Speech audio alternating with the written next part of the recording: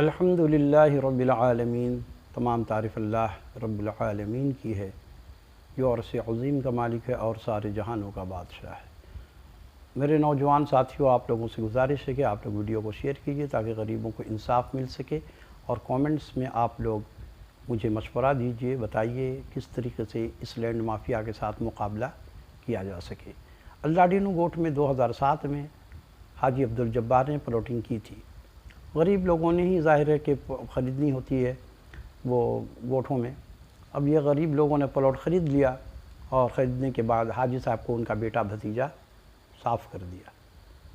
اب یہ حاجی صاحب کے مرنے کے بعد یہ ظالم لوگ وہاں قابض ہو گیا، اور یہ الڈاڈینو گوٹھ جو ہے یہ سرجانی ٹاؤن کے قریب ہے، پر ولاس کے ساتھ ہے، اور اس کا تھانہ سرجانی ٹاؤن ہے۔ اس کا تھانہ منگو پیر ہے۔ سرجانی تھانہ جو ہے وہ گلشن گہرام والے کیا ہے، وہاں مہر اللہ ڈاکو نے لوگوں کے ساتھ زیادتی کیا ہے اور ان کے پلاٹ کو قبضہ کیا ہے، لوگوں کو مارا پیٹا بھی ہے۔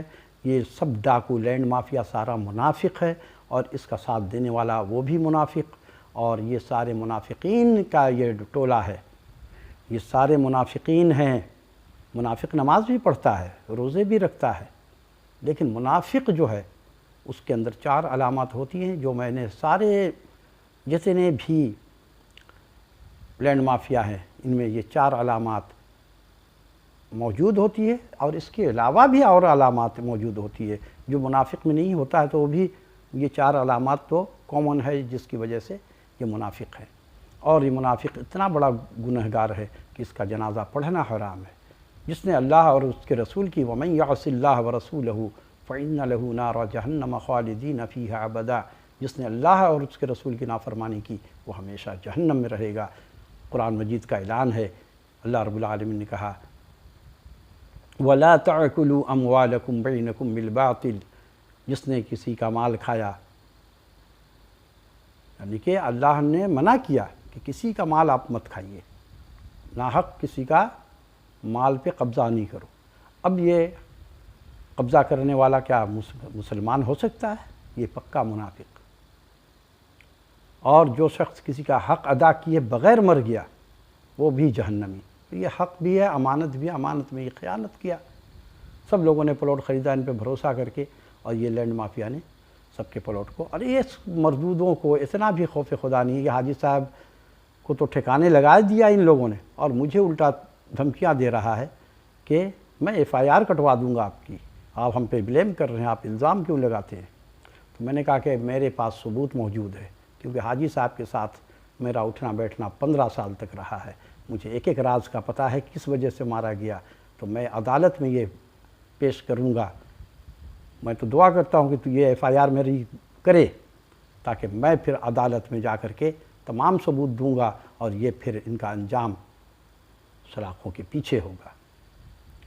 اس ظالم کو میں نے کہا کہ تم نے یہ جتنے بھی لوگوں کا پلاٹ بے ایمانی کیا ہے سب کو واپس کرو، لیکن یہ وہاں دادا گیری کر رہے ہیں۔ پیر پگارا بیچارے کو بھی بدنام کر دیا، 10 گنڈے بٹھائے ہوئے ہیں لوگوں کو مارنے پیٹنے کے لیے، اور ان 10 گنڈوں کے ساتھ وہاں پورے گوٹھ میں لکھ دیا ہے دیواروں پر، پیر پگاڑا لکھ دیا۔ اب یہ پیر پگارا صاحب کو بھی میں خط لکھوں گا، اور ان کے پاس بھی ملنے کے لیے جاؤں گا کہ یہ کون ملعون ہے، کون مردود ہے یہ بدبخت جو آپ کا نام استعمال کر رہا ہے، اور آپ کے نام کو اچھے کام کے لیے استعمال نہیں کر رہا، بلکہ غنڈہ گردی میں اور بے ایمانی میں اور لینڈ مافیا کے کام میں قبضہ گروپ بن کر کے آپ کو بدنام کر رہا ہے۔ میں انشاءاللہ جلد جا رہا ہوں، یا ان کو خط لکھوں گا یہ پیر پگارا صاحب کو بدنام کیوں کیا۔ تو یہ ظالم لوگ ہیں۔ دیکھیے یہ کماتا نہیں ہے، ساری زندگی بیٹھ کے کھاتا ہے۔ یہاں لوگ جاب کرتے ہیں، کاروبار کرتے ہیں، ایک دن چھٹی کر لیتے ہیں تو ان کو پسینہ آنے لگتا ہے کہ میں نے کیوں چھٹی کر لیا، اور یہ لوگ پورا سال بیٹھ کر کے کھاتے ہیں مستنڈا بن کر کے۔ تو یہ حرام کھانے کا ان کو عادت پڑ چکا ہے، اور یہ حرام کے بغیر ہی جی نہیں سکتے۔ تو میں کہتا ہوں کہ خنزیر اور کتا اور مردار کھا لو، اس سے بہتر ہے، کم از کم توبہ اس کا قبول تو ہو جائے گا، لیکن دوسرے کے لیے کا مال جو تم نے کھا لیا اس میں تمہارا توبہ قبول نہیں ہوگا جب تک کہ وہ شخص معاف نہیں کرتا۔ کون معاف کرے گا؟ کسی کی ساری زندگی کی تم نے کمائی کو لے اڑے اور وہ تمہیں معاف کرے گا؟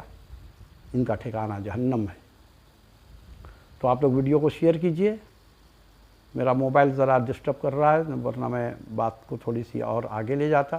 تو انشاءاللہ پھر کل آپ سے ملاقات ہوگی۔ وما علینا الا البلاغ المبین۔